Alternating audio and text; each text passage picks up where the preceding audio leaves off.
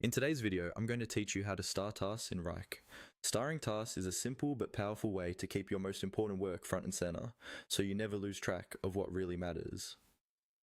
In this walkthrough, I'll guide you step by step through exactly how to star a task, and I'll also explain when and why you might want to use stars as part of your daily workflow.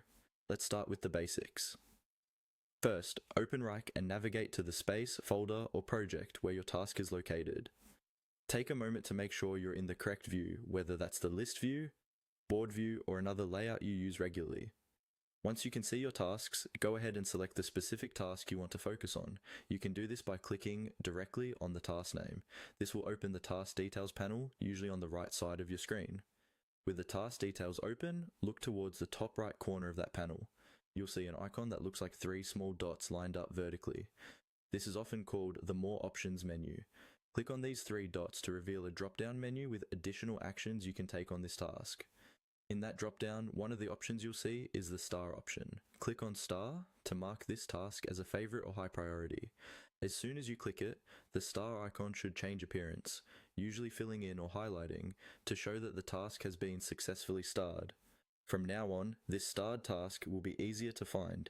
Depending on your Wrike configuration, it may appear in a special starred or favorites section, or you might notice a star icon next to the task name whenever it appears in lists or boards. This visual cue helps you quickly scan your workspace and immediately spot the items that matter most. You can repeat this process for any other tasks you want to highlight. Open the task, click the three dots, then click on star. If at any point you decide a task is no longer a priority, simply open the same menu and click the star option again to unstar it. Using stars consistently can really clean up your workflow. Try starring tasks that are due soon, block tasks you're waiting on, or key deliverables for a project.